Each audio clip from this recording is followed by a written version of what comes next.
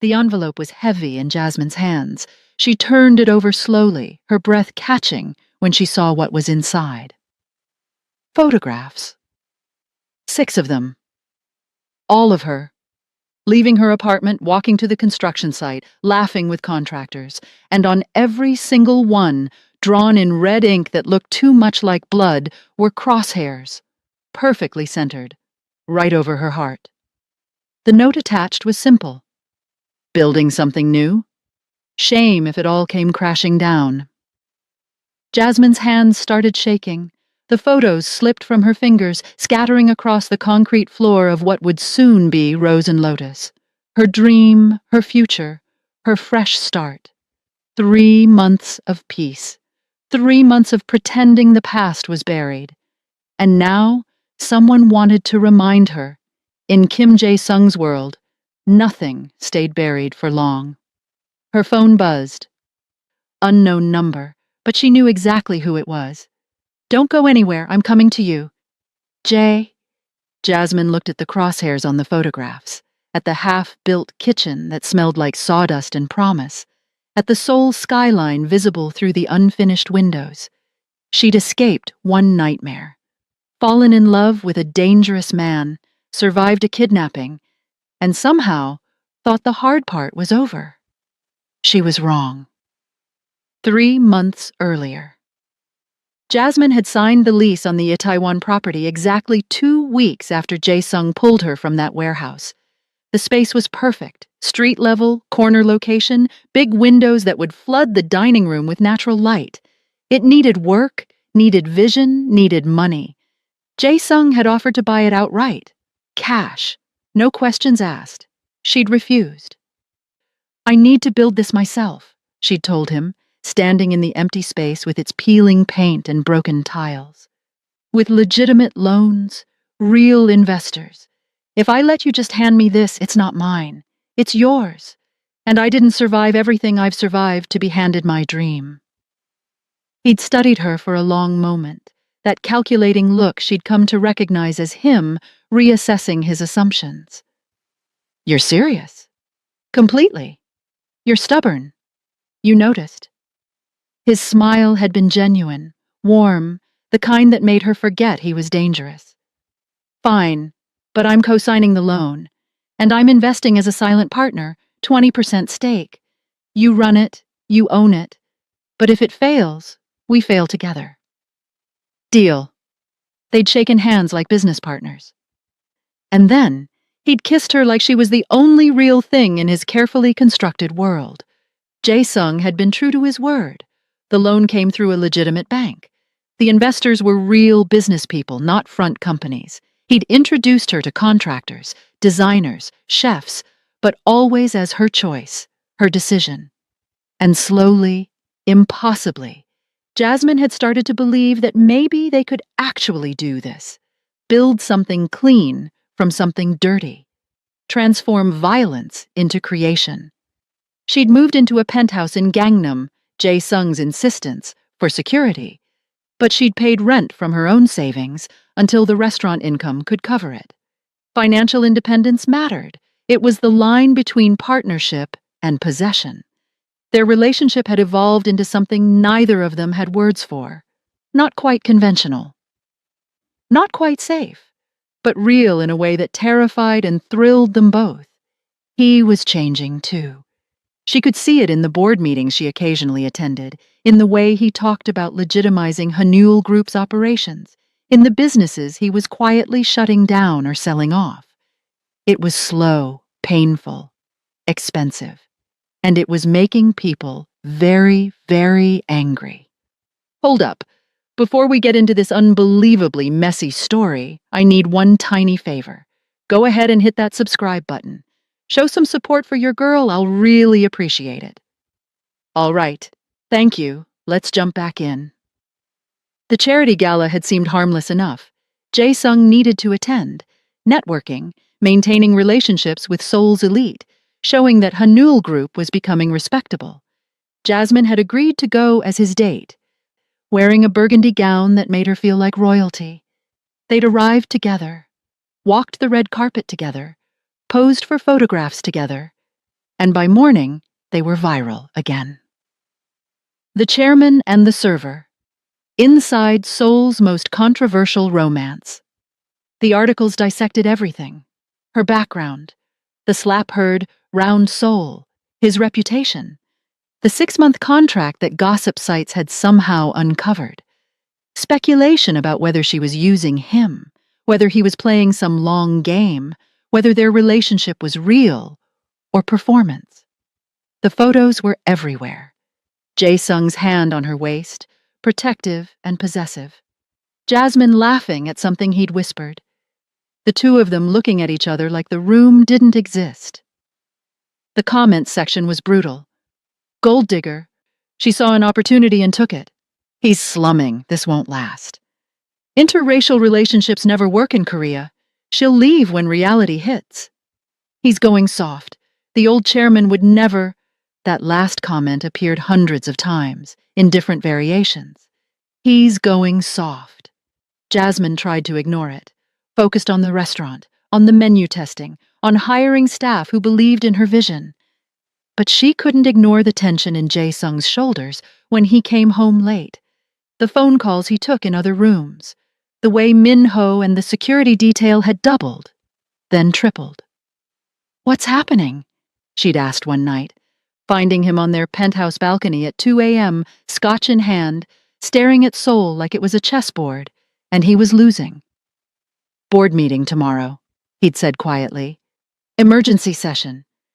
My uncle called it." "Your uncle?" "Kim Dong-woo, VP of Operations. He's been resistant to the changes I'm making." Jae-sung's jaw clenched. "He thinks I'm destroying what my father built, that legitimizing the business is the same as surrendering it." "What do you think?" "I think my father built an empire on fear and blood, and when they killed him for it, I inherited that same target on my back." He'd turned to look at her, his eyes dark and serious. "I don't want that for us. I don't want you looking over your shoulder for the rest of your life, wondering which enemy will come for you to hurt me." "So, you're changing things." "I'm trying, but change has costs." The board meeting happened 2 days later. Jasmine wasn't supposed to attend them. But Jae-sung had insisted she sit in the gallery, the observation area where shareholders could watch proceedings. "I want you to understand what we're up against," he'd said. The Hanul Group boardroom was intimidating, all dark wood and floor-to-ceiling windows, a massive table where 12 board members sat in expensive suits, their faces carefully neutral. At the head of the table, Jae-sung, perfectly composed, every inch the chairman. Opposite him, Kim Dong-woo. Jasmine had never met Jae-sung's uncle before, but she recognized the type immediately. Late 50s, silver hair, expensive suit that screamed old money, cold eyes that assessed everything like a predator calculating vulnerabilities. He looked like Jae-sung might in 20 years if Jae-sung let the darkness win. "Gentlemen," Jae-sung began, his voice carrying authority that made grown men straighten in their seats. "I've called this meeting to present the Q2 restructuring plan. As you know, we've been systematically divesting from high-risk ventures and transitioning toward legitimate holdings." "High-risk ventures," Dong-woo interrupted, his voice dripping with contempt. "Is that what we're calling our most profitable operations now?" The temperature in the room dropped. "Operations that expose us to criminal prosecution," Jae-sung countered smoothly. "Operations that paint targets on our backs. Operations that are unsustainable in the current regulatory environment." "Operations that built this company," Dong-woo shot back. "Operations your father died protecting.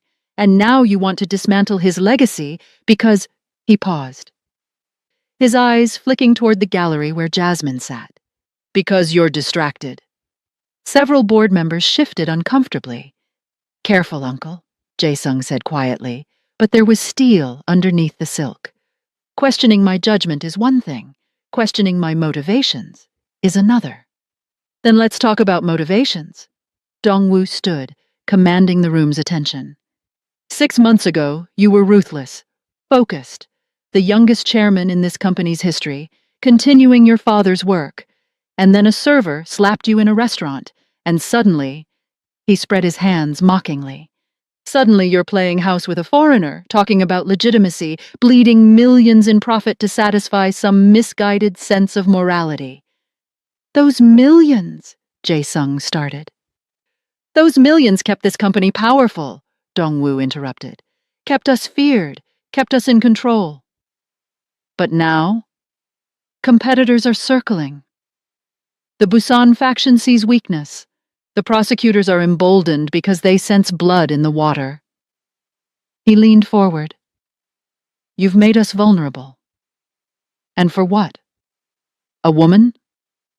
Jasmine felt every eye in the room turn toward her. Heat flooded her cheeks, but she kept her expression neutral, her spine straight. She wouldn't give them the satisfaction of seeing her flinch. Her name is Jasmine Wright, Jae-sung said, his voice cold enough to freeze the room. And she has nothing to do with business decisions made for the long-term health of this company. Doesn't she? Dong-woo's smile was cruel. The American girl has made you weak, nephew. Made you sentimental. Made you forget that in our world, weakness gets you killed. He looked around the table. Your father understood that. He did what was necessary, always. And it cost him his life. But he died powerful, feared, respected. He died in a parking garage with 3 bullets in his chest, Jae-sung said flatly, bleeding out alone because the empire he built was held together by fear, and fear makes allies temporary. I watched my father die when I was 24 years old, Uncle, and I vowed that I would build something that lasted, something that didn't end with bullets and blood. Noble, Dong-woo said sarcastically, but naive. This business, our real business, doesn't have retirement plans. It ends one way. You can die powerful or you can die weak. Your father chose power. You're choosing weakness disguised as virtue. I'm choosing survival, Jae-sung corrected. I'm choosing a path that means when I have children, they inherit wealth, not war. When you what? Dong-woo's eyes gleamed with malicious understanding. When you marry the server? When you play at being normal? Jae-sung, you can't wash the blood off this company with good intentions and a pretty foreign girlfriend. This meeting is adjourned, Jae-sung said, his voice cutting through the tension like a blade. We'll reconvene next week to vote on the restructuring plan. Until then, all board members will receive detailed financial projections showing the long-term profitability of legitimate operations. He stood, signaling the meeting's end. But Dong-woo wasn't finished. One more thing, nephew. When this restructuring fails, and it will fail, the board will remember who warned them. And when they come looking for new leadership, he smiled, I'll be ready. Jae-sung found Jasmine in the gallery after everyone had left. She was still sitting there, processing what she'd witnessed, trying to understand the chessboard she'd stepped onto. That was your uncle, she said quietly. That was my uncle attempting a coup, Jae-sung corrected. He sat beside her, suddenly looking exhausted. He's been building support among the board, making promises, suggesting that my reforms are temporary insanity caused by, he gestured vaguely, by you. Maybe he's right, Jasmine said. Jae-sung's head whipped toward her. What? Maybe I have made you weak. Maybe your judgment is compromised because of me. She met his eyes. Your uncle isn't entirely wrong, Jae-sung. 6 months ago, you were the chairman. Cold, ruthless, untouchable. And now you're trying to be something else, something better. But what if that's not sustainable? What if your world doesn't allow for better? Then I'll change my world, Jae-sung said fiercely. Jasmine, you didn't make me weak. You made me remember what I was fighting for. My father built an empire and died for it. My uncle wants to maintain that empire through the same methods. But I want... He stopped, searching for words. I want to build something that doesn't require me to be a monster. Something I can be proud of. Even if it costs you everything? Even then. He took her hand. But it won't. I'm not losing, not to my uncle, not to the old ways, not to fear. We're going to make this work. The restaurant, the company, us. Jasmine wanted to believe him, but the look in Dongwoo's eyes haunted her. That cold calculation, that absolute certainty that Jae-sung would fail, and the terrible suspicion that maybe Dongwoo was right. The threatening photos arrived 3 days later. Jasmine had been at the Rose and Lotus construction site, reviewing tile samples with the interior designer, when she'd noticed the manila envelope tucked under a stack of blueprints. No address, no stamp. Hand-delivered. She'd opened it without thinking, and the photos had spilled out like evidence of a crime not yet committed. 6 photographs, all recent. All of her, with crosshairs drawn over her heart in red ink. The note had made her blood run cold. Building something new? Shame if it all came crashing down.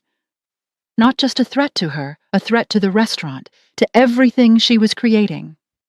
Jasmine had called Jae-sung immediately, her hands shaking so badly she could barely hold the phone.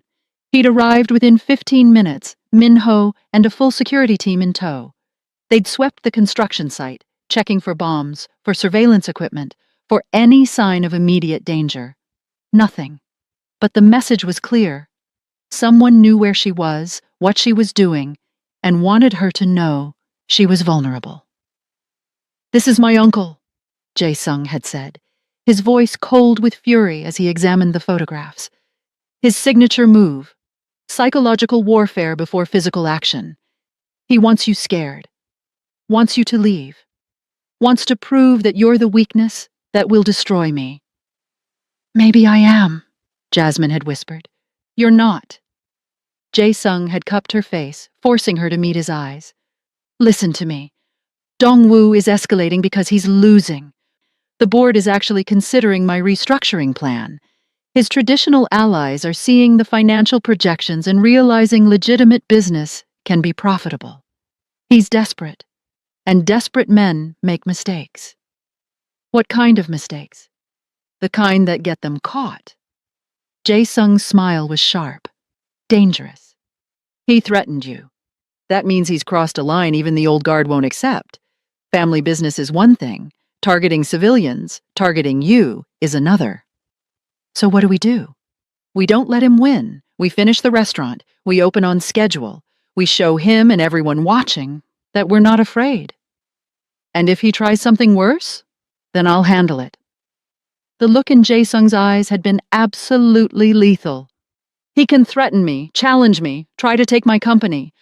But the moment he put crosshairs on your photograph, he signed his own fate." The security detail had started that same day. Min-ho assigned 2 guards to Jasmine, rotating shifts, always 2 of them, always armed. They drove her everywhere, stood outside the construction site, accompanied her to market visits where she sourced ingredients. She hated it, hated the reminder that she wasn't safe, hated the looks people gave her, wondering what kind of woman needed armed bodyguards. But she was also smart enough to understand necessity. Someone wanted her scared enough to run, and if she ran, Jae-sung would chase her, would abandon the restructuring, would return to being the chairman, would prove Dongwoo right. So she stayed. She stayed and worked 16-hour days, perfecting her menu. She stayed and met with investors who asked pointed questions about her relationship with Jae-sung. She stayed and watched the restaurant take shape brick by brick, meal by meal, dream by dream. And she stayed because somewhere in the past 3 months, Seoul had stopped feeling like exile and started feeling like home. A dangerous home, a complicated home, but home nonetheless. The invitation arrived on embossed cardstock, delivered by private courier to the penthouse. Mrs. Kim Min-ju requests the pleasure of Miss Jasmine Wright's company for afternoon tea. Saturday 3 p.m., the Shilla Hotel, Presidential Suite. Jasmine stared at the invitation like it might bite her. "Your mother wants to meet me," she said, showing Jae-sung the card when he came home that evening. His expression darkened immediately. "You don't have to go. Yes, I do. Jasmine, if we're doing this, if we're actually building a life together, I can't keep avoiding your family. She met his eyes. Your uncle already hates me. Your mother probably does too. But I need to face her. Need her to see I'm not just some gold digger or passing phase. Jae-sung was quiet for a long moment. My mother is complicated. She loved my father, but she also knew exactly who he was, what he did. And when he died, she blamed his lifestyle, blamed the choices that put a target on his back. And now she thinks you're making the same mistakes. Worse, she thinks I'm making them for a woman. He ran a hand through his hair, frustrated. She had plans for me. An arranged marriage to a Chaebol daughter, strategic alliance, keeping the bloodline pure, the business connection strong, and then you came along and ruined everything, Jasmine finished. Changed everything, he corrected. For the better, but she doesn't see it that way yet. Then I need to help her see it. Jasmine folded the invitation carefully. Saturday, 3 p.m., I'll be there. The Shilla Hotel was old money incarnate, all understated elegance and impeccable service. Jasmine arrived wearing a simple black dress and pearl earrings, going for respectful rather than flashy. Min-ho escorted her to the presidential suite, knocked once, and stepped back. She asked to meet you alone, he said quietly, but I'll be right outside this door.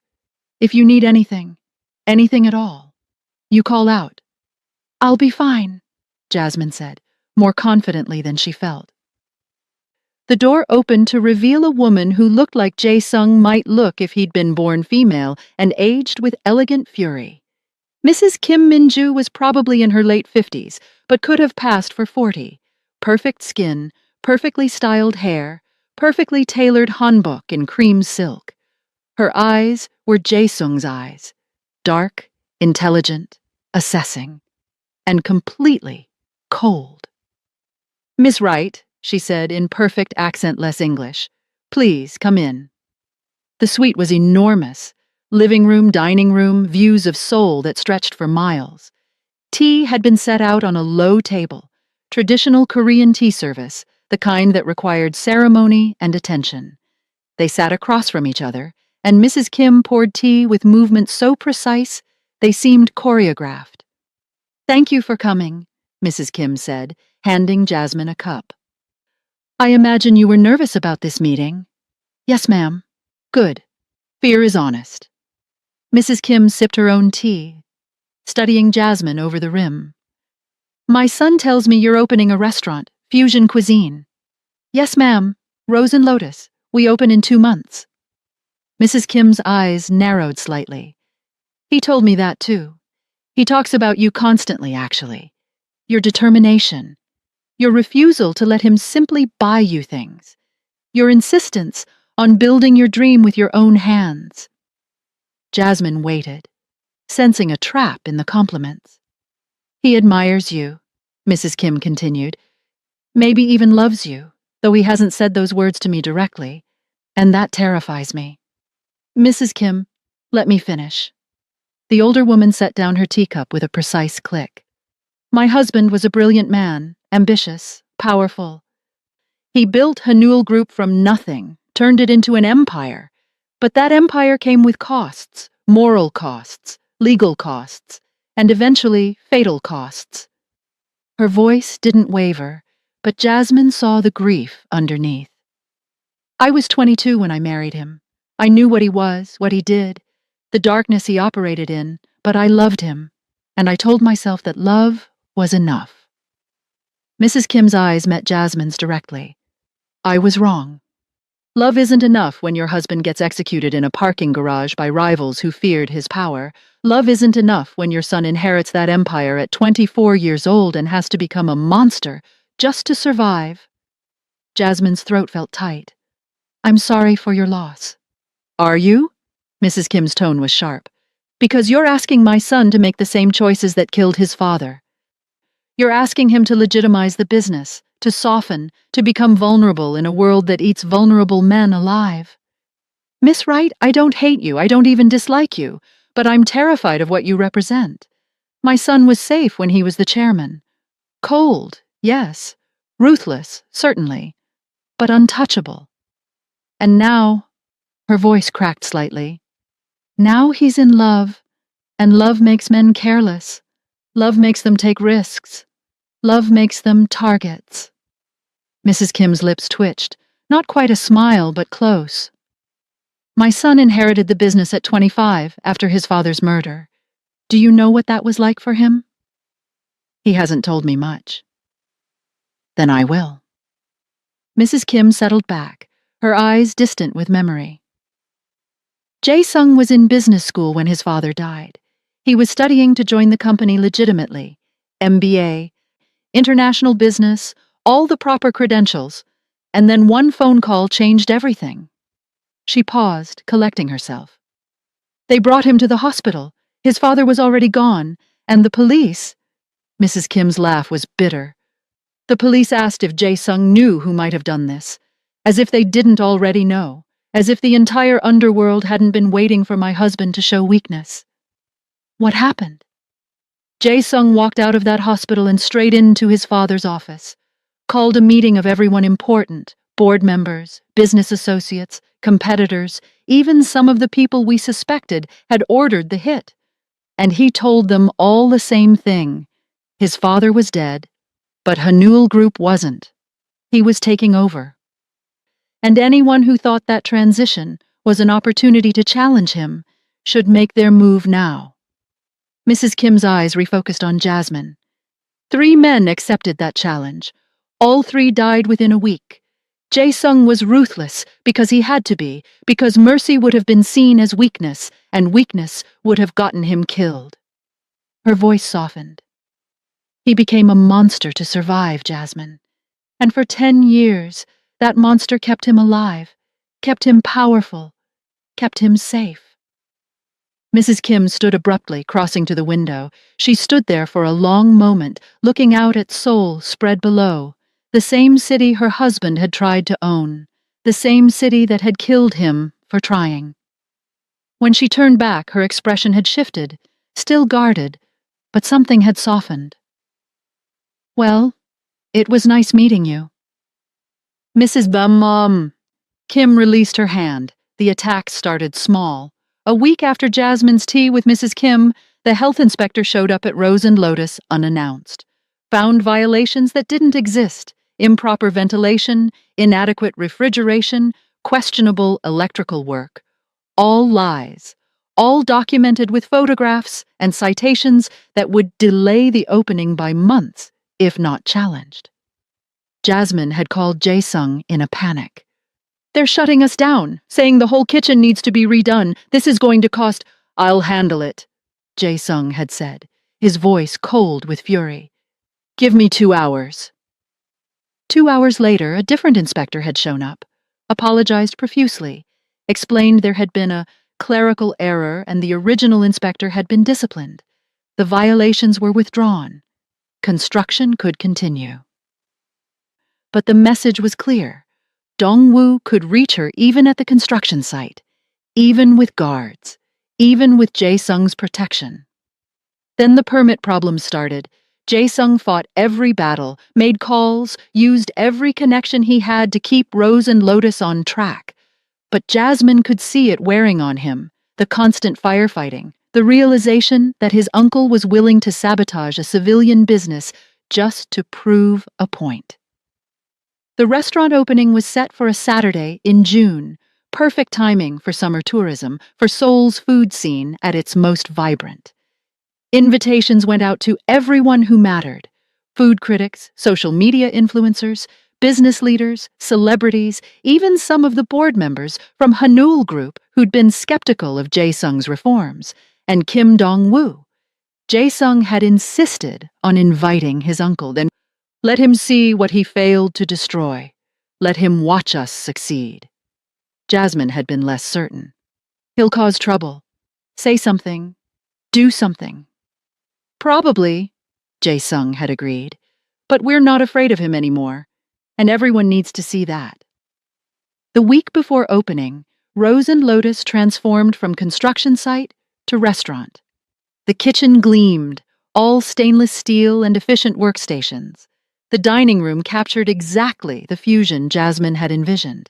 Traditional Korean low tables mixed with Western-style booths, Korean art on the walls, alongside photographs of Lagos, a bar that served both soju and Nigerian palm wine.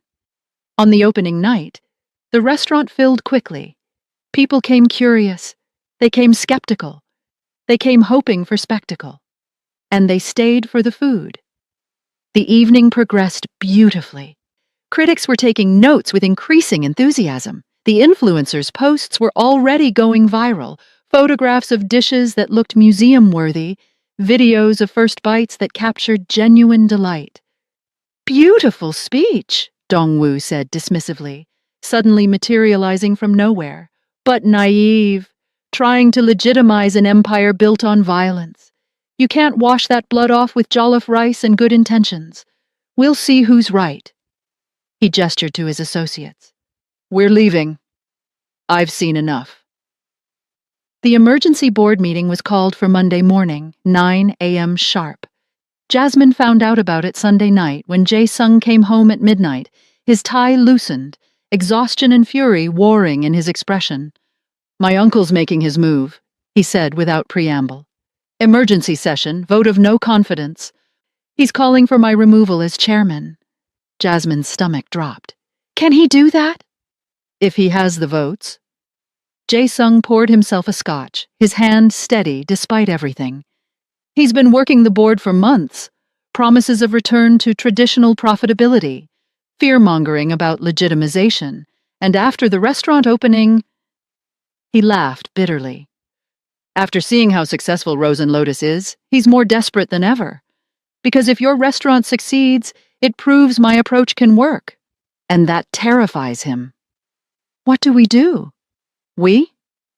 Jae-sung turned to look at her. "There's no we in this, Jasmine. This is company business, board politics. You stay out of it." "Like hell I do," Jasmine shot back. "Your uncle made this about me the moment he sent those photographs." "We don't have proof of that." "Then we find proof." Jasmine crossed to him, taking the scotch glass from his hand and setting it down. "Jae-sung, listen to me. Your uncle isn't just coming after your position. He's coming after everything we've built. The restaurant, the legitimization, our future. And I'm not sitting on the sidelines while he tries to destroy it." Jae-sung studied her face for a long moment. "What are you thinking?" "I'm thinking," Jasmine said slowly, "that your uncle made a mistake when he targeted me. Because I've spent 3 months learning how your world works, learning the players, learning the leverage points, and I think I know exactly how to destroy him." Monday morning, 9 a.m. The Hanul Group boardroom was packed, all 12 board members, plus Jae-sung's mother sitting in the shareholder gallery, her expression unreadable. Dongwoo sat at the opposite end of the table from Jae-sung, perfectly composed, radiating confidence. He'd counted the votes. He knew he had this. "Gentlemen," Dongwoo began, standing with the authority of someone who'd already won. "We're here because Hanul Group is at a crossroads. 6 months of legitimization has cost us 70% in profit. Our traditional revenue streams have been eliminated. Our competitors sense weakness. And why?" He paused for effect. "Because our chairman has prioritized personal relationships over company welfare." He pulled out a presentation. Graphs showing declining profits, charts comparing Hanul Group's performance to competitors, financial projections that painted a dire picture. "These numbers don't lie," Dongwoo continued. "Under his leadership, we're bleeding money, losing market position, becoming irrelevant. And for what? To satisfy one woman's moral sensibilities?" Several board members shifted uncomfortably, but no one spoke up in Jae-sung's defense. "We need a leader who puts the company first," Dongwoo said, his voice carrying conviction. "Who isn't distracted by personal entanglements. who understands that sometimes difficult choices must be made for the greater good. He looked around the table, meeting each board member's eyes. I propose a vote of no confidence in Chairman Kim Jae-sung, effective immediately, with myself assuming interim leadership until proper elections can be held. The room erupted in murmurs.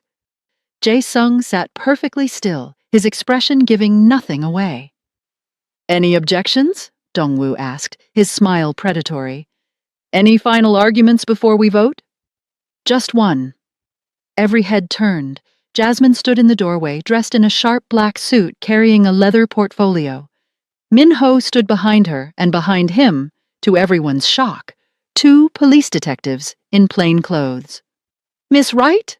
Dong-woo said, his voice dripping with condescension. This is a private board meeting. You have no authority here. Let her speak. The voice came from Mr. Park, the senior board member, a man in his 60s, who'd known Jae-sung's father. We've heard your case, Dong-woo. Fairness demands we hear all perspectives. Dong-woo's jaw clenched, but he sat down. Jasmine walked to the table with measured steps, her heels clicking against marble. She placed a folder in front of each board member, 12 identical folders, each stamped with an official seal. 3 months ago, Jasmine began, her voice steady and clear, I was kidnapped. Held in a warehouse by men connected to the Busan faction. You all know this story. It was reported in the news, discussed in these very halls. She let that settle, watching the board members open their folders. What you don't know is who gave those kidnappers my location, my schedule, my security details, information that should have been protected, information that came from inside Hanul Group. The room went silent.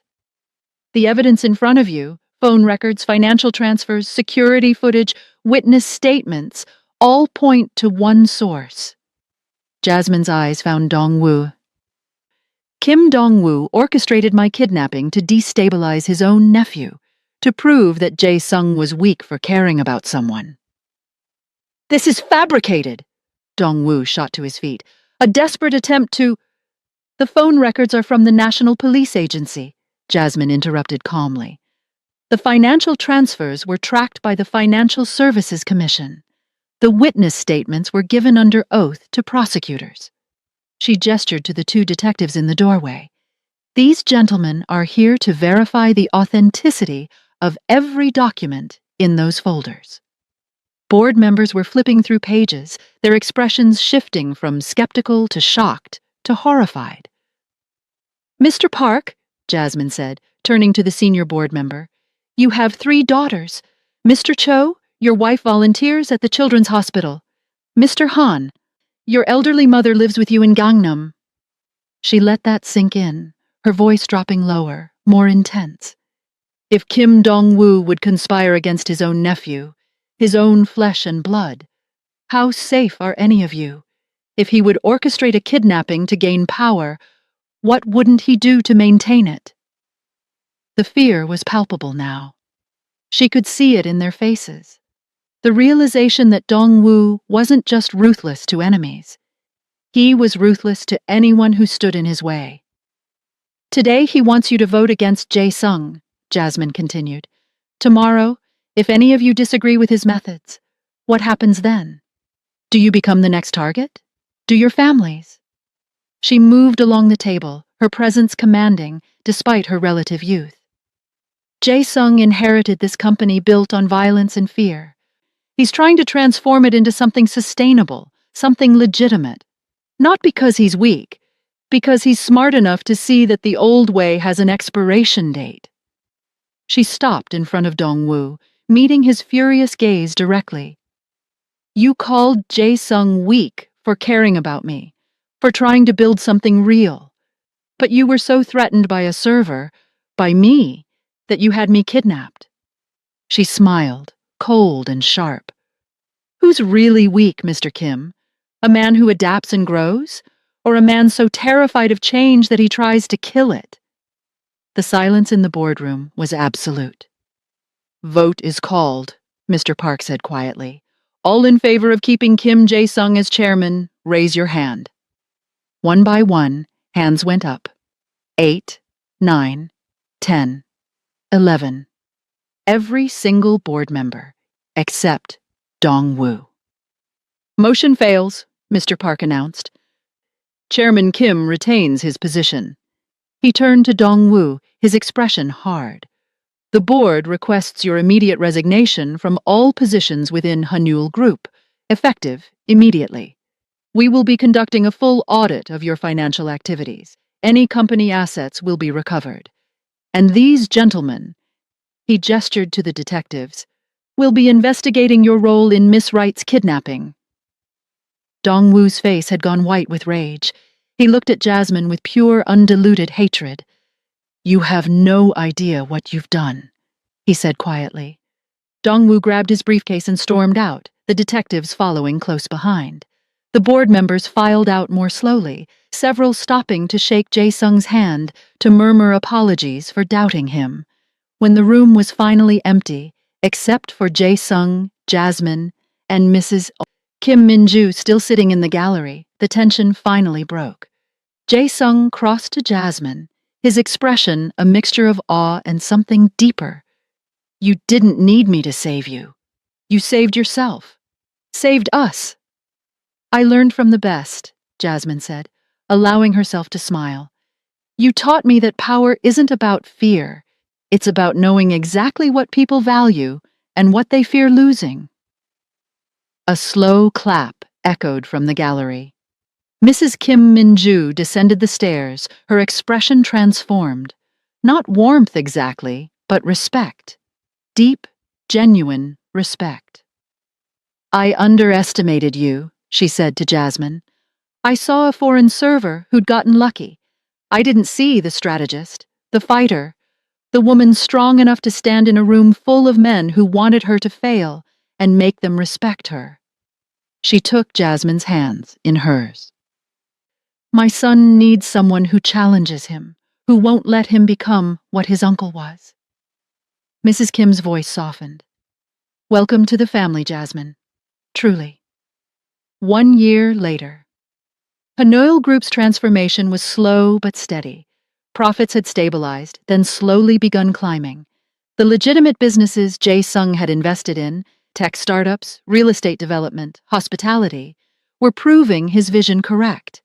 It was harder than the old way, took longer, required patience and strategy rather than fear and violence. But it was working. Rose and Lotus had become a sole institution, featured in international food magazines, a Michelin star, reservation lists months long. Jasmine had hired a full management team, allowing her to focus on menu development and the cooking school she'd started in the basement, teaching Korean students Nigerian cuisine and Nigerian students Korean cooking, building bridges, one meal at a time, until one late night in December, after Rose and Lotus had closed following a particularly busy service. Jasmine was in the kitchen, exhausted but satisfied, preparing staff meal, her grandmother's fried chicken, crispy and perfect. Jae-sung was at the stove making his mother's kimchi jjigae, the recipe she'd finally trusted him with. They worked in comfortable silence, the kind that came from knowing someone so well that words became optional.